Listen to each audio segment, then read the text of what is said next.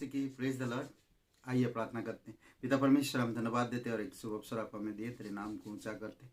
धन्यवाद आपकी अनुग्रह, आपके प्रेम के लिए। और आप दयालु और कृपालु परमेश्वर है, जो हम सभी लोगों पर आप दया और कृपा करते हैं, चाहे वो विश्वासी चाहे वो अविश्वासी, हर एक मनुष्य से आप प्रेम करते हैं और दया और करुणा करते हैं। इसलिए प्रभु तेरी महिमा करते, धन्यवाद देते।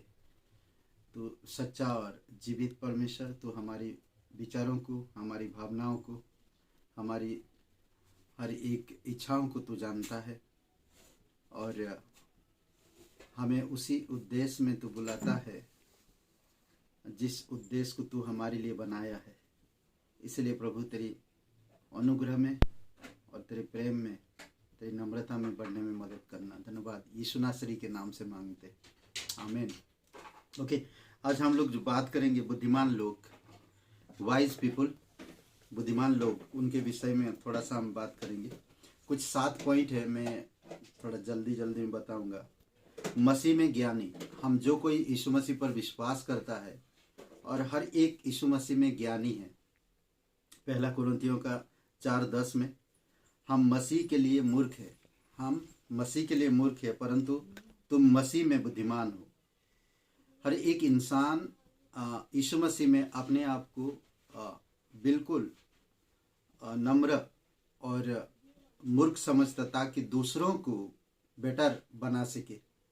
और यीशु मसीह में जब हम अपने आप को छोटा करते हैं, तभी हम दूसरे को तारीफ कर पाएंगे और दूसरे को बता पाएंगे। यहाँ पर पौलुस वही बात कहता कि मैं मूर्ख हूँ पर तुम्हें मैं बुद्धिमान बना सकता हूँ, क्योंकि मैं यीशु में मूर्ख हूँ।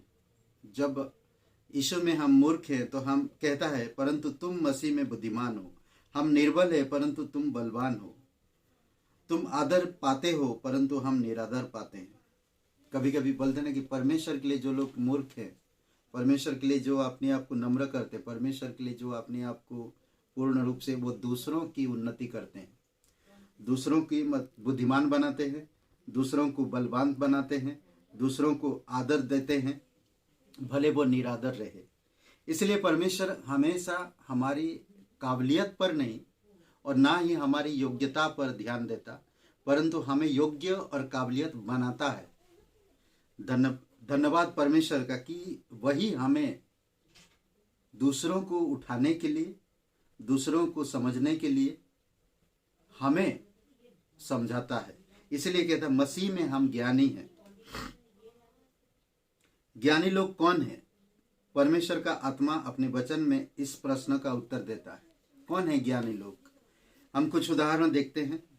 सबसे पहले मत्ती के 2 अध्याय वचन 1 में, यहाँ पर हम देख सकते हैं, पूर्व की ज्योतिषी की तरह वे ज्ञानी हैं जो मसीह को ढूंढते हैं।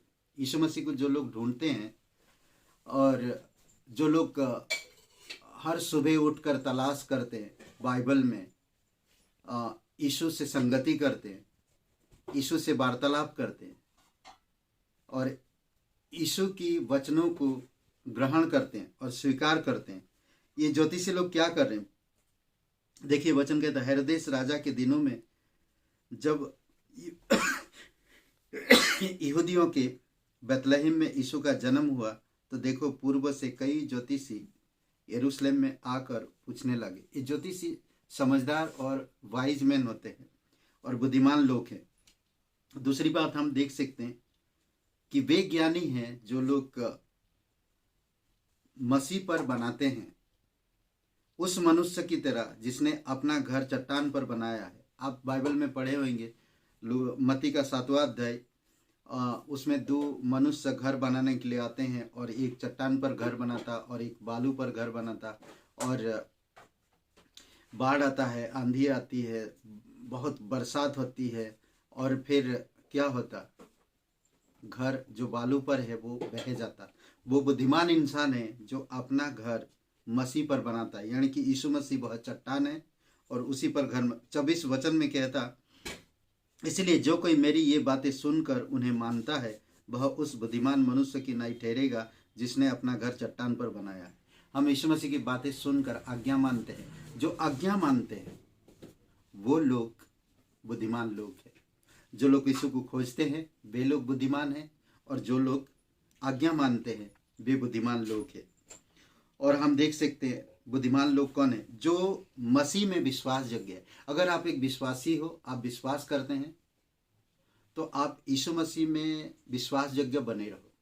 भले आपके पास योग्यता नहीं दिख रहा, हो सकता आपके पास वो गिफ्ट नहीं है जो दूसरों के पास वरदान है, आपके पास वो नहीं है, पर आपको जो वरदान मिलता है उसी वरदान में, यानी कि आपको परमेश्वर की राज्य में शामिल किया गया और आपको परमेश्वर की संतान बनाया गया।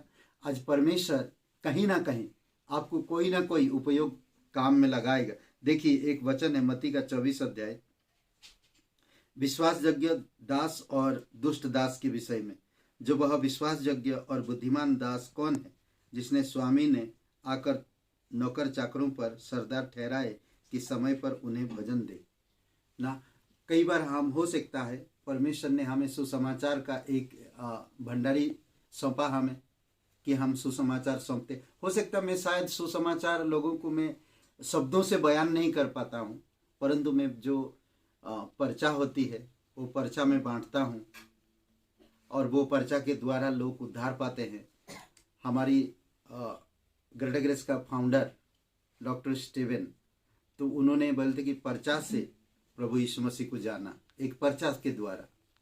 तो कई सारे लोग, और मैं भी एक पर्चा के द्वारा प्रभु यीशु मसीह को जाना।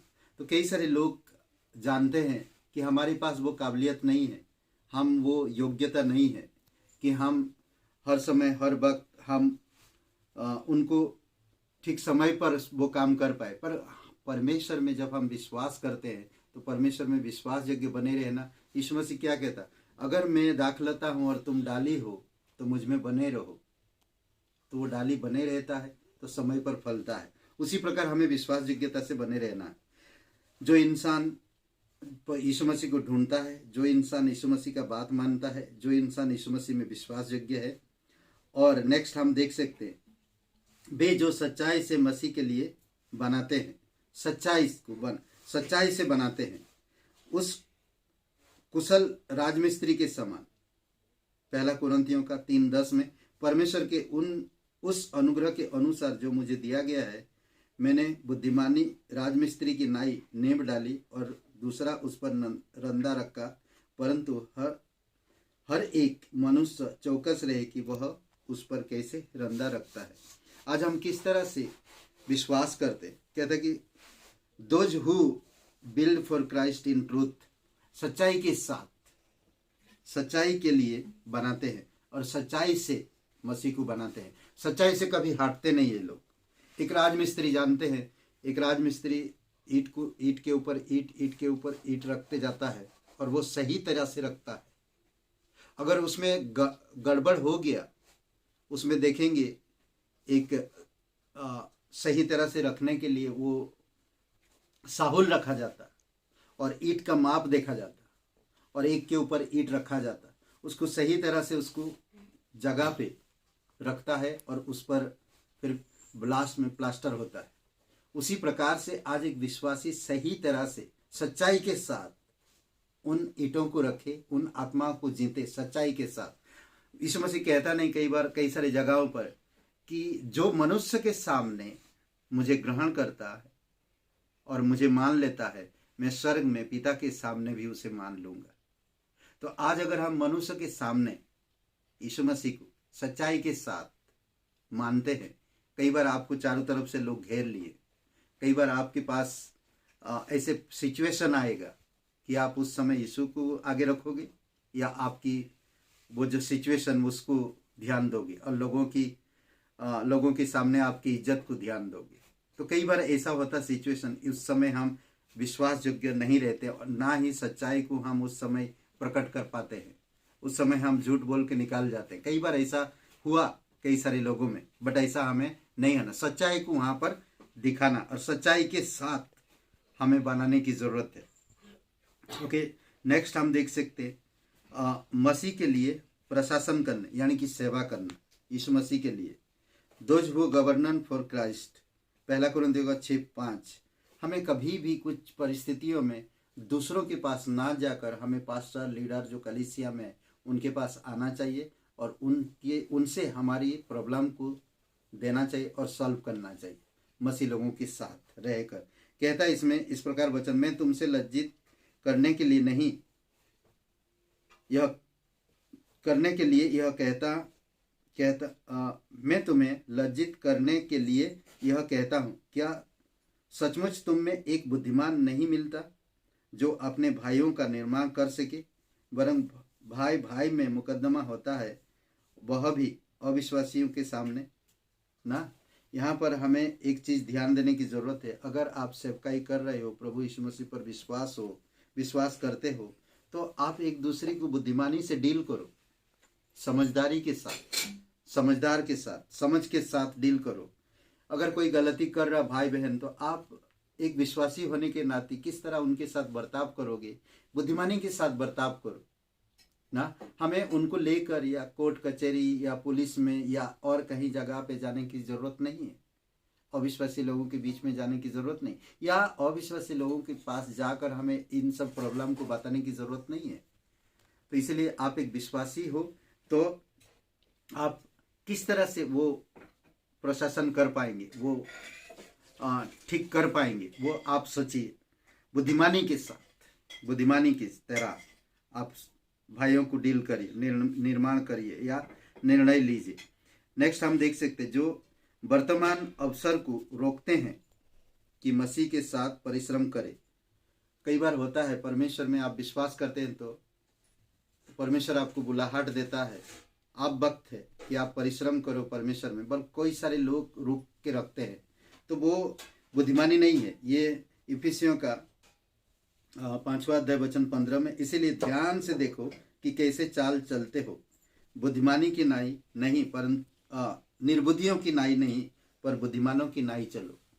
अद्भुत बात है ना। हमें अपने आप को परखना चाहिए, अपनी चाल को देखना चाहिए, हमें बुद्धिमान लोगों की तरह चलना चाहिए। और लास्ट में हम देख सकते हैं those who live like Christ, वे जो मसीह की तरह जीते हैं। ये याकूब का 3:13, तुम में ज्ञानवान और समझदार कौन है? जो ऐसा हो वह अपने कामों को अच्छे चाल चलन से उस नम्रता सहित प्रकट करे जो ज्ञान से उत्पन्न होती है। अच्छे चाल चलन में अपने आप को रखो, एक बुद्धिमान और समझदार इंसान की तरह ना, और अपने आप को प्रभु यीशु मसीह की तरह बनाने के लिए प्रयास करो। अगर आप प्रभु यीशु मसीह की तरह बनाने के लिए प्रयास करेंगे तो कभी नुकसान नहीं होगा, बल्कि आप दूसरों को भी निर्माण करेंगे। आपके जीवन से यीशु दिखना चाहिए, तभी ब्लेसिंग है और तभी आशीषित है। आमीन। आइए हम लोग ये 7 पॉइंट आप लोग बात कर सकते, आप खुद सोच सकते हैं, मैं बहुत शॉर्ट में बताया। ओके, आइए प्रार्थना करते। पिता परमेश्वर, हम धन्यवाद देते, आपकी स्तुति महिमा करते। जीवित और पराक्रमी परमेश्वर, सारा आदर सारा महिमा हम तुझे देते। अभिषेक करो पिता, कुछ लोगों को जो तकलीफ है, भाई संजय आप उनको छुओ, जो भी दिक्कत है उनको पूर्ण रूप से चंगाई देना। रामचंद्र जी, उनको भी आप स्पर्श करना पिता। प्रीति के लिए प्रार्थना करते, आप उससे भी बल शक्ति देना, उसे जो दिक्कत है प्रभु यीशु, सिर में जो दर्द है और जो भी उसको दिक्कत है मानसिकता, प्रभु यीशु आप छूना और चंगाई देना। धन्यवाद देते पिता, तू सच्चा और जीवित परमेश्वर। धन्यवाद बाकी प्रत्येक भाई बहन जो यूट्यूब चैनल में वचन सुनते हैं, आप उन सभी भाई बहनों को आप अभिषेक करो और अगुवाई करो पिता, तेरे सच्चे मार्ग में और तेरे उद्देश्य में। धन्यवाद देते यीशु मसीह के नाम से मांगते, आमीन आमीन। हे ब्रदर एंड सिस्टर, सबको जय मसीह की। Praise the Lord. शुभ रहे दिन आपका।